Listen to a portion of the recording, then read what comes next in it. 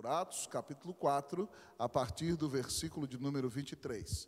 Assim diz a palavra do Senhor. Uma vez soltos, procuraram os irmãos, e lhes contaram quantas coisas lhes haviam dito os principais sacerdotes e os anciãos.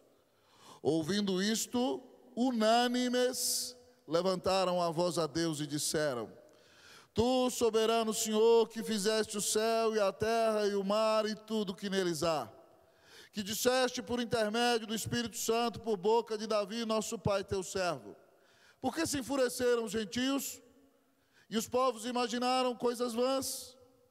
Levantaram-se os reis da terra e as autoridades ajuntaram-se a uma contra o Senhor e contra o seu ungido, porque verdadeiramente se ajuntaram nesta cidade contra o teu santo servo Jesus, ao qual ungiste Herodes e Pôncio Pilatos com gentios e gente de Israel, para fazerem tudo o que a tua mão e o teu propósito predeterminaram. Agora, Senhor, olha para as suas ameaças e concede aos teus servos que anunciem com toda intrepidez a tua palavra, enquanto estendes a mão para fazer curas, sinais e prodígios por intermédio do nome do teu santo servo Jesus. Todos comigo, 31. Tendo eles orado, tremeu o lugar onde estavam reunidos. Todos ficaram cheios do Espírito Santo e com intrepidez anunciaram a palavra de Deus. Pai, fala conosco na breve meditação desta manhã. Esse texto tem tudo a ver com o que a nossa igreja está vivendo. Ó Deus, nós precisamos da intervenção do Senhor. Tal como aqueles irmãos de Atos oraram por um reavivamento espiritual, oraram para que o Senhor lhes enchesse de coragem, e eles terminaram de orar e foram cheios do Espírito Santo e foram atendidos. Nós clamamos que nesta manhã, ao ouvirmos a palavra e em seguida ao orarmos, o Senhor nos encha do poder do Espírito Santo. O Senhor nos encha de ânimo, de força, de coragem, de esperança, para viver tudo aquilo que o Senhor tem preparado para a nossa igreja. Reanima-nos, ó Deus, reaviva-nos, ó Deus, fortalece-nos, ó Pai. Nós oramos, ó Deus, clamando a tua bênção, em nome de Jesus. Amém. A igreja pode sentar-se.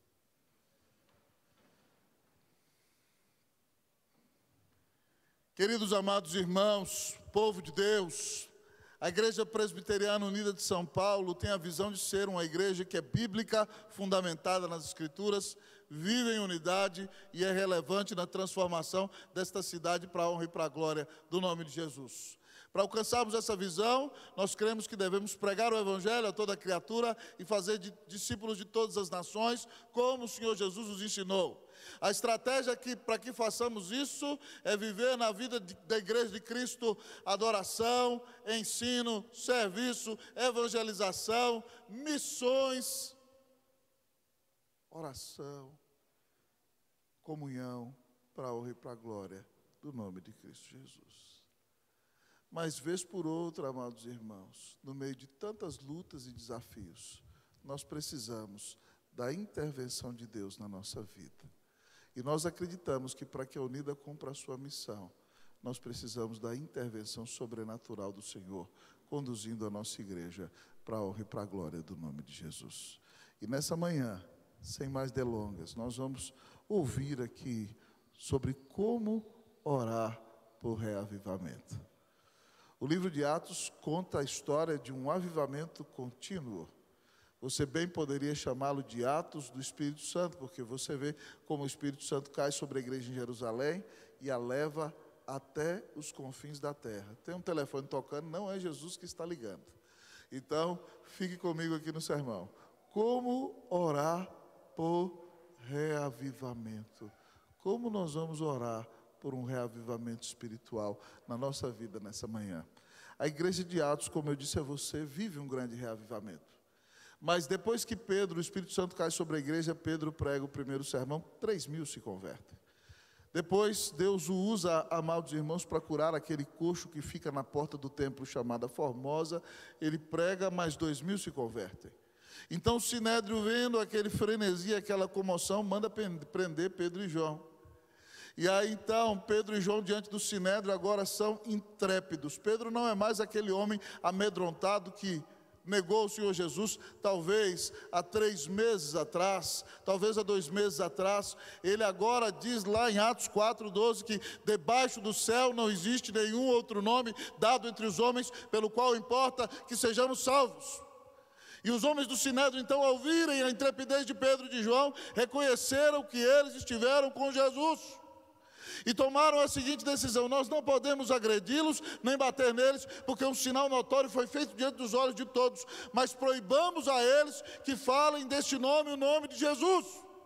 E Pedro diz em Atos 4:19, julgai se é justo obedecer a Deus ou aos homens. Nós não podemos deixar de falar daquilo que temos visto e daquilo que temos ouvido. Enquanto eles estavam presos, a igreja orava por eles.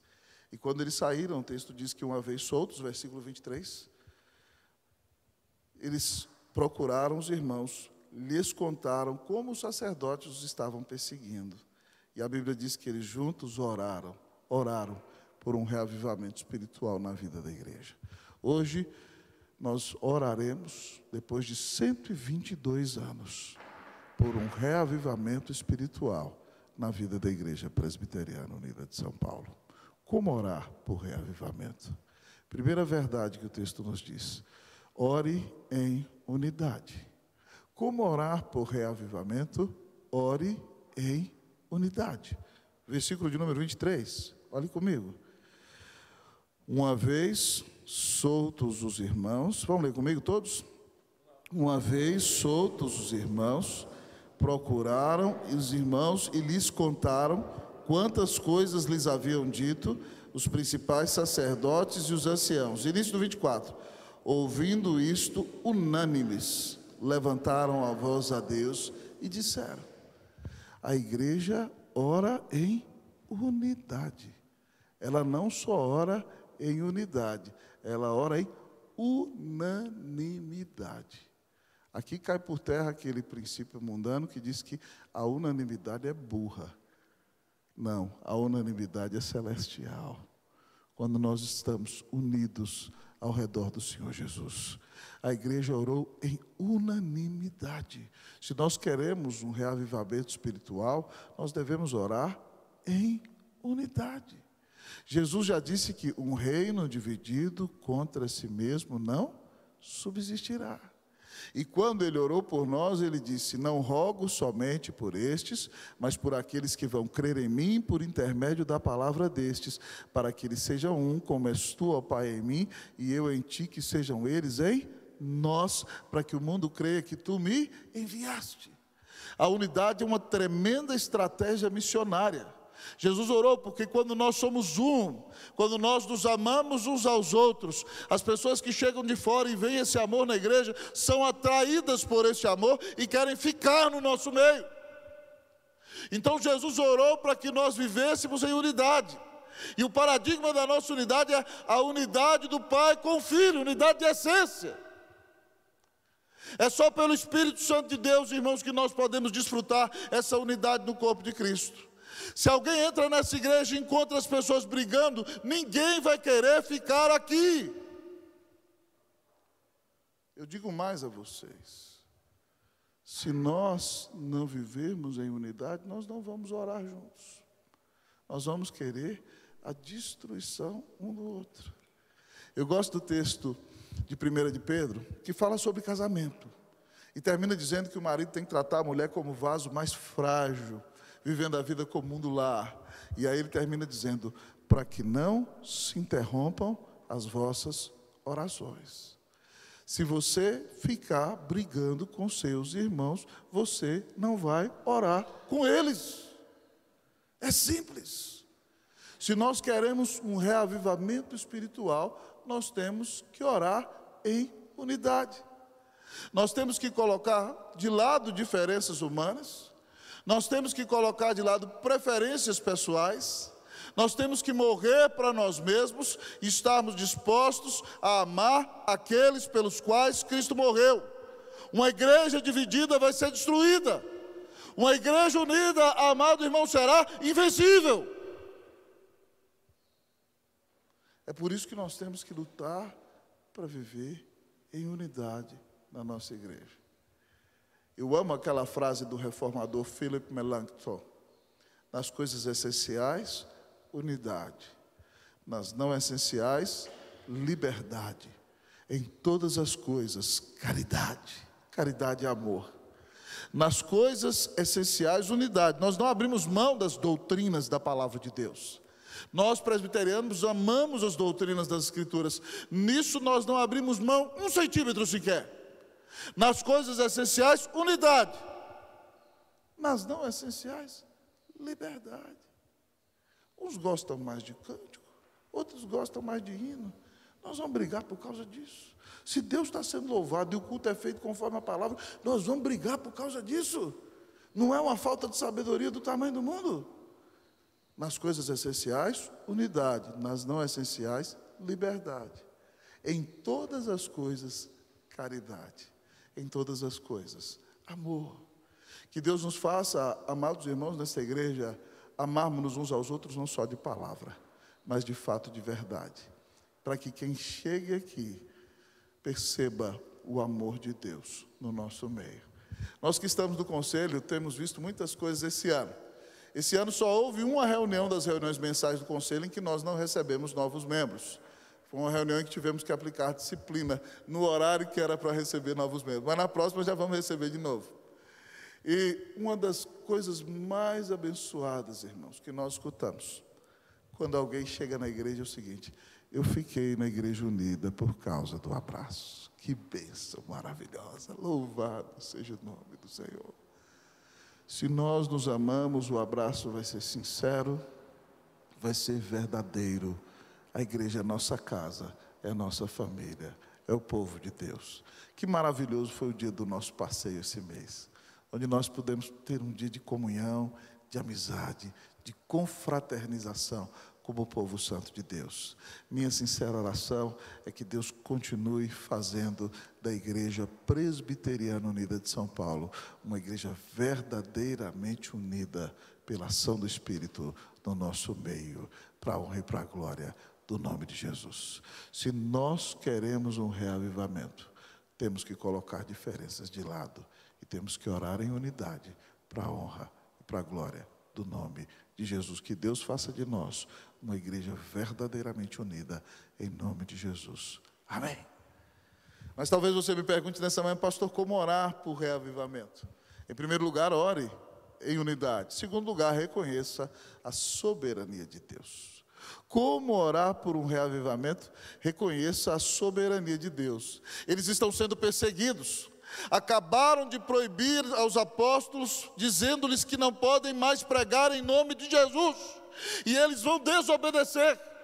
E quando essa perseguição acontece, eles não ficam choramingando, dizendo: ai, pobrezinho de nós, estão nos proibindo de pregar o evangelho. Não, para com isso. Eles vão orar. E eles têm teologia sólida. Eles reconhecem que o que está acontecendo está debaixo da mão soberana do Senhor. Eles começam orando, dizendo: tu, soberano Senhor, que fizeste o céu, a terra e o mar e tudo que neles há. Eles reconhecem que Deus é o soberano Criador de tudo quanto existe. Só Deus é Criador, o resto é criatura. Então Ele é maior do que tudo, é maior do que todos e está no controle de todas as coisas. Mas eles não somente reconhecem que Deus é soberano sobre toda a criação, mas Ele é soberano quando cumpre a sua palavra. Eles citam o Salmo 2, versículo 1 e 2, dizendo que se ajuntariam em Jerusalém gentios, gente de Israel, para perseguir o Senhor e o seu ungido. E eles dizem: foi isso que aconteceu quando Pilatos se juntou com Herodes, com gentios, com o povo de Israel, para perseguir o nome do teu santo servo Jesus.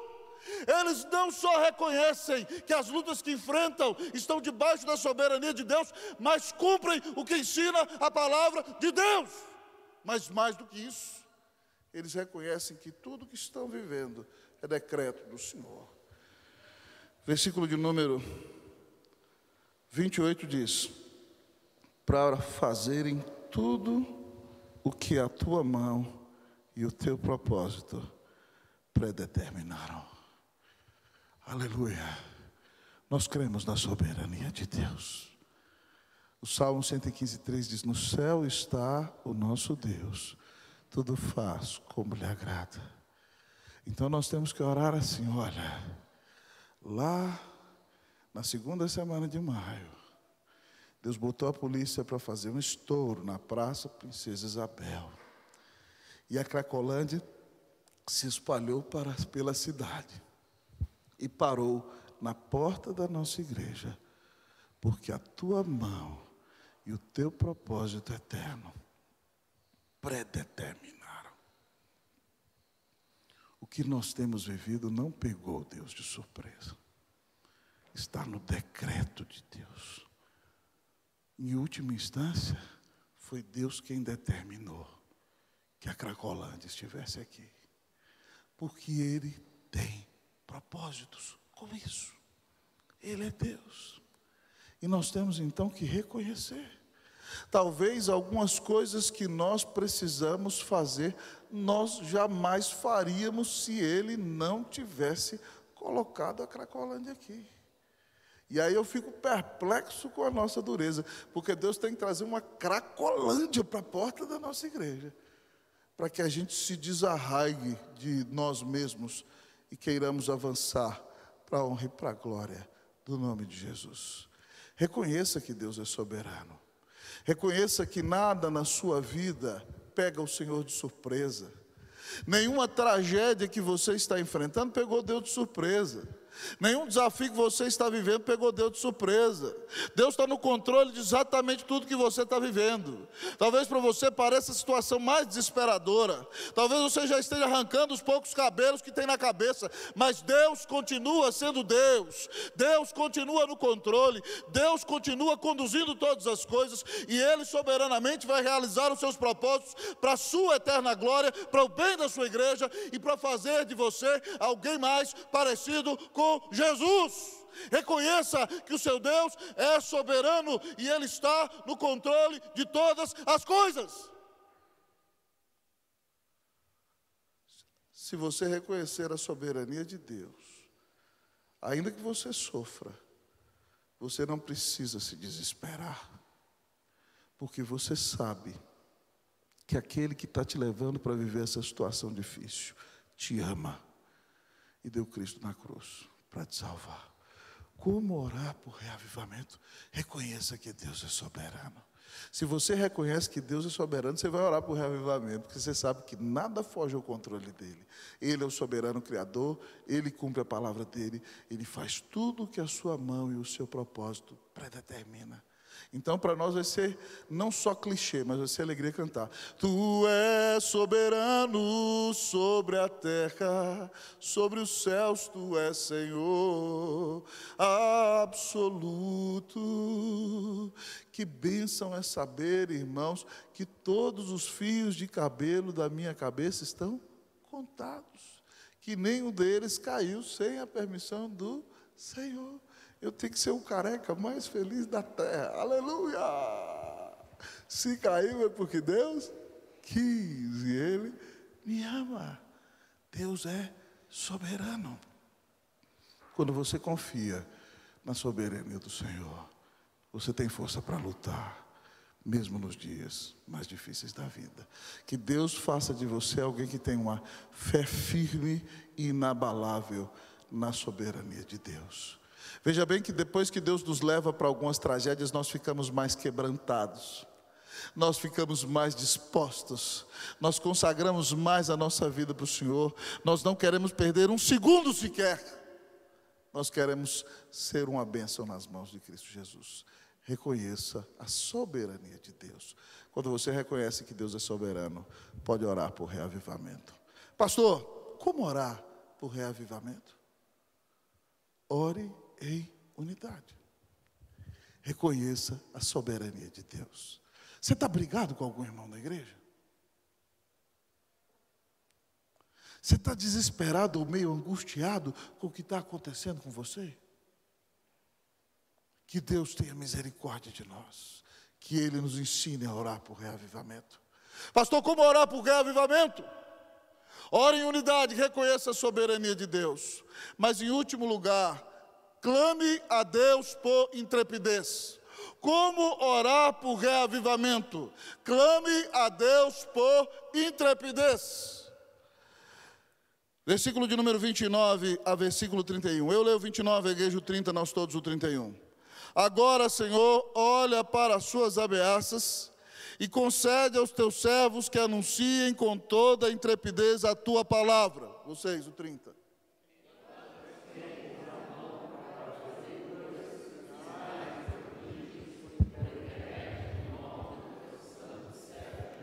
Todos juntos, tendo eles orado, tremeu o lugar onde estavam reunidos, todos ficaram cheios do Espírito Santo e com intrepidez falavam, anunciavam a palavra de Deus. Eles oram, amados irmãos, por intervenção de Deus. Veja bem que eles não oram assim: Senhor, mata os nossos inimigos. Nós temos vivido dias difíceis nesse país, irmãos. Nós temos dias de luta. Nós vemos dias em que, às vezes, a nossa liberdade pode parecer ameaçada. E a nossa tendência, Senhor, esmaga a cabeça contra a parede de quem quer cercear a nossa liberdade. Mas nós não devemos orar assim. O texto diz assim: agora, Senhor, olha para as suas ameaças. Eles não oram para que Deus destrua os inimigos deles. Eles oram dizendo: Senhor, vê aí o que eles estão fazendo, Senhor. Senhor, fica de olho, Senhor, né? Olho aberto, né? É igual quando a Daniela é pequena, lá em casa quer aprontar alguma coisa, eu faço como eu aprendi com a mãe dela, eu abaixo o olho, né? Estou de olho em você. Tá bem terrorista assim, né? Estou de olho em você. Senhor, olha para as suas ameaças. O Senhor sabe como é que o Senhor vai tratar essa turma aí, Deus. Estão perseguindo a gente. O Senhor vê o que o Senhor faz. O foco deles não é a destruição dos inimigos, irmãos. Deus não nos colocou como igreja nesse país para a destruição daqueles que nos perseguem. Nós temos que orar e dizer: Senhor, olha para eles aí, Deus, e veja o que eles estão fazendo. Então, pastor, o que nós temos que pedir? O texto diz aqui: concede aos teus servos que anunciem com toda a intrepidez a tua palavra. Irmãos, eles oram por coragem, eles oram por denodo, eles oram por intrepidez. Veja bem, amado amigo e irmão, que intrepidez é fruto da ação do Espírito Santo na vida do crente. Por você mesmo, você não tem coragem, você não tem intrepidez, você não tem liberalidade para sair anunciando o Evangelho. É necessário que o Espírito Santo de Deus enche a sua vida e te dê uma coragem imensa para se levantar, para fazer a diferença, para pregar o Evangelho, para ser um instrumento de transformação para a honra e para a glória do nome de Jesus. Coragem, meu irmão. Você tem que pedir a Deus coragem para fazer a diferença. Você tem que pedir a Deus coragem para ser uma bênção. Você tem que pedir a Deus coragem para pregar o Evangelho. Você tem que pedir a Deus coragem para lutar pela expansão do reino de Deus, pela expansão da igreja de Cristo, pela expansão da obra missionária. Nós temos que orar por intrepidez. Só Deus pode nos dar coragem para fazer a diferença nesse tempo tão desafiador. Essa semana, visitando a sarinha do pastor Alexandre, adolescente, que colocou vários parafusos na coluna, ela foi endireitada, cresceu 4 centímetros, a coluna da sala era assim, numa semana cresceu 4 centímetros. Passou a mãe, a Isabelle foi comigo, está maior do que a Isabelle, né?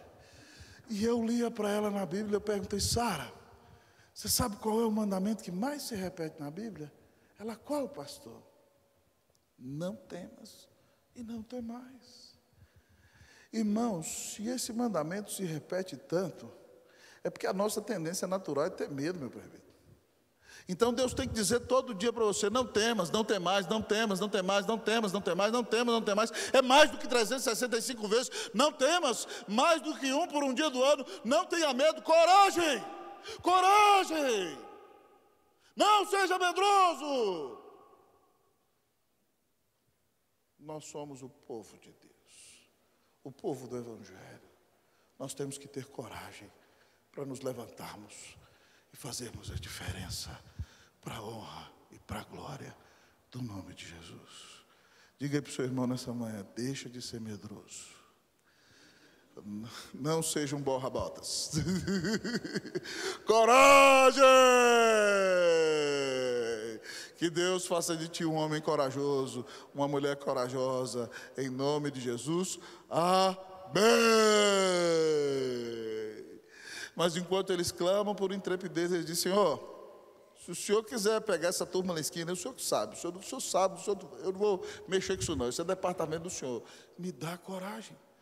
Mas além de, enquanto eles clamam por coragem, eles clamam pela intervenção sobrenatural de Deus, dentro desse terceiro ponto ainda. Olha o que eles dizem no versículo 30. Enquanto estendes a mão para fazer curas, sinais e prodígios por intermédio do nome do teu santo servo, Jesus. Você sabe que quando a igreja de Cristo se manifesta com a vinda do Pentecostes, há uma grande incidência de sinais e milagres. Aquela era a inauguração de um novo tempo, para dizer ao mundo inteiro que Deus cumpriu o seu propósito e mandou o Redentor ao mundo. Então o Senhor Jesus veio fazendo muitos milagres, curas, sinais e prodígios, e os seus apóstolos também foram usados por Deus para ressuscitar pessoas, para levantar paralíticos, para abrir os olhos de cegos, para expulsar demônios. Eles faziam isso em grande incidência, mas veja bem que ainda que eles sejam usados, eles reconhecem que isso é poder sobrenatural de Deus, não vem deles. Eles dizem: enquanto estendes a mão, é Deus que faz essas coisas, curas, sinais e prodígios, e faz por intermédio do nome de Jesus. Amados irmãos, é Deus que intervém sobrenaturalmente, é Deus que cura, é Deus que faz sinais, é Deus que reaviva, em nome de Jesus. E a maior intervenção que Deus pode realizar, irmão, no dia de hoje, até o dia de hoje, é a conversão do pecador. O reverendo Charles Spurgeon dizia que é mais fácil você convencer um leão faminto a se tornar vegetariano do que você transformar o coração de alguém. Imagina, você está na floresta, um leão faminto, só está você e ele, você argumenta com ele, conversa com ele, convence, ele vira vegetariano. É mais fácil você convencer um leão faminto a se tornar vegetariano do que converter o coração de alguém. Isso é intervenção sobrenatural do Espírito Santo. É por isso que enquanto pedimos por coragem, nós devemos dizer: Deus salva os teus eleitos, Deus converte os meninos lá em casa, Deus converte meus colegas de trabalho, Deus converte minha família, Deus converte meus amigos, Deus dá-nos São Paulo para Jesus ou morreremos, Deus desperta pessoas para a obra missionária, dá-nos o Sudeste, dá-nos o Nordeste, dá-nos o Sul, dá-nos o Centro-Oeste, dá-nos o Norte, dá-nos as Américas, dá-nos a Europa, dá-nos a Ásia, a Oceania, converte o teu povo no mundo inteiro. Enquanto pedimos coragem para fazer a obra, nós temos que entender que nós não somos nada sem a parceria do Senhor, que nós não vamos alcançar resultado algum se Deus não abrir os céus e descer. É por isso que enquanto pedimos por coragem, oramos pela intervenção sobrenatural de Deus. E o nosso texto é maravilhoso, ao dizer que quando eles terminaram de orar, reunidos, repete o texto, eles ficaram cheios do Espírito Santo, a casa tremeu, e eles saíram para anunciar com intrepidez a palavra de Deus. Faz quanto tempo que você ora e o seu coração não treme? A casa de Deus tremeu. Eles ficaram cheios do Espírito Santo e vazios de si, e saíram para cumprir a missão com coragem. Irmãos, nós temos dias muito desafiadores nessa cidade. Nós, como liderança da igreja, estamos vendo o Senhor abrir possíveis portas diante de nós. E nós acreditamos que Deus está chamando a Unida para um passo exponencial, para um crescimento único. É preciso ter coragem para esse momento. É preciso ser cheio do Espírito Santo. É preciso a intervenção sobrenatural de Deus. E eu espero grandes coisas de Deus no nosso meio, irmão. Eu quero ver grandes coisas de Deus para nós. O Senhor está nos chamando hoje como igreja a orar por reavivamento. Nós vamos então, nesse momento, orar em unidade. Nós vamos reconhecer que Deus é soberano. nós vamos clamar a Deus por coragem, entregando aqueles que nos perseguem na mão do Senhor, dizendo: Deus, dá-nos coragem para pregar, para avançar, para não sermos tímidos, para não sermos medrosos, para sonharmos grandemente, para alcançar essa cidade, esse país para Jesus. E o Senhor intervém sobrenaturalmente, converte os teus eleitos e faz uma obra maravilhosa em nosso meio, em nome de Jesus, amém.